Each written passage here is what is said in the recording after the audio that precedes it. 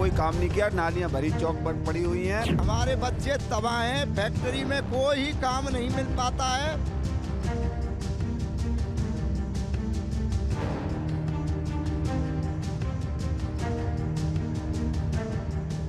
नमस्कार, आप देख रहे हैं न्यूज नेशन। मैं हूं आपके साथ पूजा। और दलितों के दिल में क्या है ये जानने के लिए हम पहुंच चुके हैं ताज नगरी आगरा। दलितों की एक बड़ी आबादी इस इलाके में बीएसपी की पकड़ को मजबूत बनाती है। आगरा की एतमादपुर सीट 3 बार बीएसपी के खाते में गई। 2017 के विधानसभा चुनाव में बीजेपी ने भले ही यहां की सभी 9 सीटों पर क्लीन स्वीप किया हो, लेकिन इस बार के समीकरण किसी एक तरफा लहर की ओर इशारा नहीं करते। तो आइए चलिए यहां के दलित मतदाताओं से ही जान लेते हैं कि इस बार के चुनाव को लेकर उनका रुख क्या है।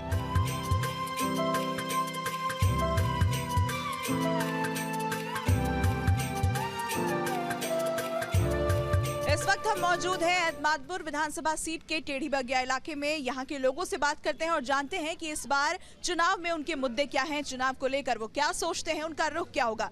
सर, सबसे पहले आप बताइए, इस बार के चुनाव को लेकर क्या सोचते हैं आप और किन मुद्दों पर वोट देंगे?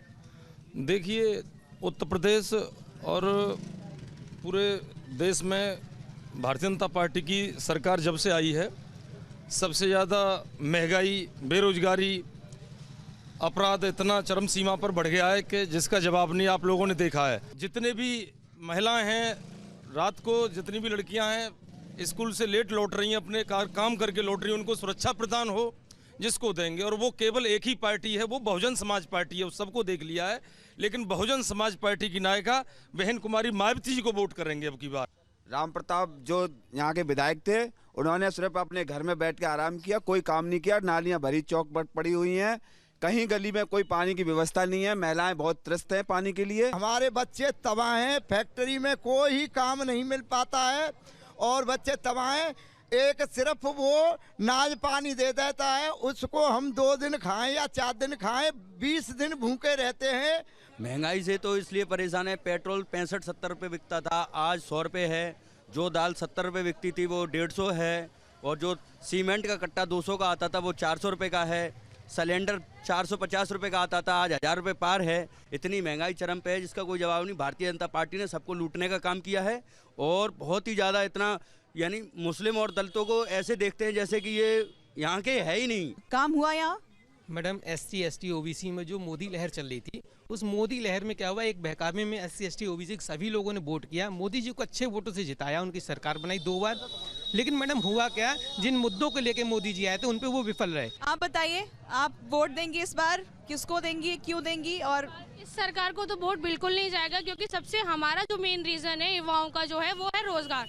क्योंकि मैं खुद बीटेक BSc करके बैठी हुई हूँ। जो भी एग्जाम क्वालिफाई होते हैं वो उस पर रिजल्ट पे रोक लग जाती है कि इसमें ये धांधली हो गई। अभी टेट में भी चल रहा है और SI का दिया मैंने। NTPC का 2017 से 3 साल बाद अब एग्जाम हुआ, उसमें भी मैं रोज ना कोई ड्रामा हो ही रहा है। तो हमारा जो मेन मोटिव है कि इस कोई भी सरकार आए, लेकिन हमें मेन आपको जॉब देनी चाहिए। हमने माननीय अखिलेश यादव की भी सरकार देख ली, उन्होंने शिक्षक भर्ती घोटाला हुआ था, उसमें 69,000 शिक्षक भर्ती घोटाला। उसके बाद योगी जी की सरकार भी देखी, क्योंकि आपने देखा होगा इसमें UPSI की वैकेंसियों में क्या हुआ था और शिक्षक भर्ती में क्या हुआ था। पेपर होने से पहले पेपर लीक हो जाते हैं। यहाँ धर्मपाल जी बहुजन समाज पार्टी से जीते थे, उन्होंने सब विकास कराया, लेकिन यहाँ भाजपा की सरकार बनी और राम प्रताप सिंह चौहान यहाँ के विधायक बने। लेकिन यहाँ के लोग वहाँ जाते हैं तो पहले उनकी जाति पूछी जाती है कि आप किस जाति से हो। नाली सड़क ये एक छोटा मुद्दा है जो मेन शिक्षा का है। और बेरोजगारी आप ये देख रही हैं, गरीबों का तो मरना हो गया। कहते हैं कि हमने गुंडागर्दी खत्म कर दी है, सारे गुंडे भाग गए हैं छोड़ के, तो क्राइम कहाँ है? तो ये तो अंधभक्तों के लिए उन्होंने, वो कहते हैं, वो कुछ भी कह सकते हैं। वो तो 15 लाख की भी कहते थे कि 15 लाख आएंगे लोगों के खाते में, तो आपको मामला खत्म हो गया 15 लाख वाला। हम पहुंच गए हैं आगरा दक्षिण विधानसभा सीट के लोहा मंडी राजनगर इलाके में। 2017 के विधानसभा चुनाव में ये सीट बीजेपी के खाते में गई थी, लेकिन इस बार बीएसपी उसे कड़ी टक्कर दे रही है, क्योंकि यहाँ पर दलित और मुस्लिम मतदाता एक साथ मिलकर एक बड़ी ताकत बनते हैं। चलिए यहाँ के लोगों से बात करते हैं और जानते हैं कि इस बार के चुनाव को लेकर उनके मुद्दे क्या है। सर, सबसे पहले आपसे ही पूछूंगी, क्या मुद्दे रहेंगे इस बार, किस पर वोट देंगे? बेंजी को। क्यों? सारा काम करा, बेंजी ने करा है यहाँ पे। और जो मौजूदा विधायक हैं वो तो वैसे ये सब बेकार है। जो बुनियादी सुविधाएं हैं वो पहुंची हैं लोगों तक की नहीं? बिल्कुल नहीं पहुंची है सुविधाएं। और यहाँ के जो विधायक है ना, वो 10 साल से एक बार भी नहीं आए। 2 बार बसपा BSP विधायक रहे हैं वो, और कोई का विकास नहीं हुआ। हम नहीं चाहते दोबारा भिखारी बनना, बसपा को वोट दें। क्या करते हैं आप? मेरा जूते की फैक्ट्री थी बहुत बढ़िया, लेकिन वो इस सरकार आने से मेरी फैक्ट्री बंद हो गई। आज मैं दूसरी मजदूरी करने आता हूँ। जी 10 साल से यहाँ पर योगेंद्र उपाध्याय जी बीजेपी से MLA बने, पर 10 साल में उन्होंने एक बार भी यहाँ की जनता से आकर ये नहीं पूछा कि आपकी समस्याएं क्या है, जबकि यहाँ मलिन बस्ती दलित बस्ती निवास करती है बहुत बड़े पैमाने पर उन्होंने आज तक आकर नहीं पूछा कि आपकी समस्या कहाँ है आप और कैसे समाधान करेंगे। वोट लेने के लिए जरूर आते हैं, वोट लेने के लिए आए, वोट भी दिया जनता ने, सबने उनको विधायक चुना, पर विधायक बनने के बाद आज तक उन्होंने शकल नहीं दिखाई। किसका शासनकाल बढ़िया था? काम हुआ है यहाँ पर कि नहीं हुआ है? जो बुनियादी सुविधाएं हैं, पानी, बिजली, सड़क पहुंची है कि नहीं? ये 2007 के बाद में 2008 के लगभग इस क्षेत्र का पूरे तरीके से इतना सौंदर्यीकरण हुआ था, इसका कोई जवाब नहीं है राजनगर के अंदर।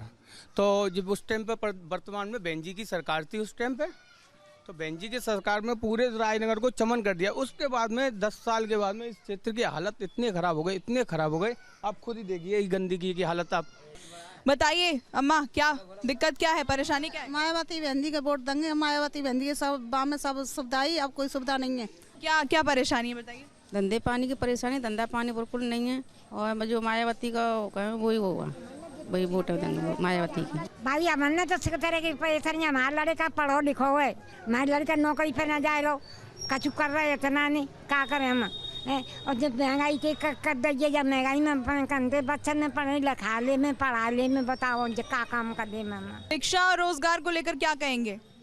शिक्षा तो ऐसे छोटे छोटे बच्चे हैं मेरे, ऑनलाइन पढ़ाई चल रही है, काम धंधे है नहीं है, मास्टरों की फीस कहाँ से दे रहे?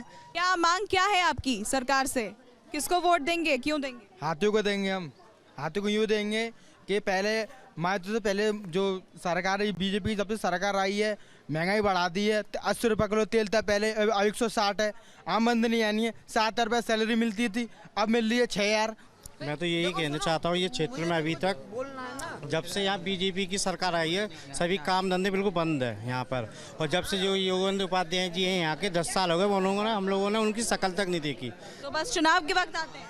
जी चुनाव में बिल्कुल बदलाव चाहते हैं। मैं कहता हूँ यहाँ से अपने रवि भारद्वाज जी हैं BSP से जो खड़े हुए हैं, मैं सबसे यही निवेदन करता हूँ कि सबसे यही है कि हाथी पर मौन लगाकर और रवि भारद्वाज जी को बहुत से विजयी बनाएंगे यहाँ से। बहन जी हमारे नहीं अच्छा काम करो, नाली देखो कितनी भर रही है, गंदगी रहती है, बच्चों की ऑनलाइन पढ़ाई बेकार हो गई है। जब से मोदी जी आए इन्होंने बहुत नहीं, वो तो कोरोना की वजह से ऑनलाइन पढ़ाई हो रही है। हाँ कोरोना की वजह, तो स्कूल भी तो कितने किसी के पास पैसा है किसी के पास नहीं है, कहाँ से पढ़ाएगा ऑनलाइन? तो लोगों से हमने बात की और ये समझा कि यहाँ पर विकास बिल्कुल यहाँ पहुँचा ही नहीं है। लोगों का कहना है, आप और हम खुद भी देख सकते हैं कि यहाँ गंदगी कितनी ज्यादा है, पानी की समस्या से लोग परेशान हैं, शौचालय जैसी बुनियादी सुविधा भी यहाँ तक लोगों तक नहीं पहुंची है। और कहते हैं यहाँ के लोग कि विधायक जी सिर्फ चुनाव के समय दर्शन देते हैं, उसके बाद दिखाई नहीं देते, इन बस्तियों में नहीं आते। तो ये यहाँ के लोगों की आवाज़ है, दलितों की आवाज़ है, और ये तमाम मुद्दे हैं जिस पर वो वोट करेंगे और उनका साफ तौर पर कहना है कि वो इस बार बदलाव चाहते हैं। मेरे साथ इस खास पेशकश में फिलहाल इतना ही। किसी और विधानसभा सीट से आगे होगी आपसे मुलाकात। आप देखते रहिए न्यूज़ नेशन।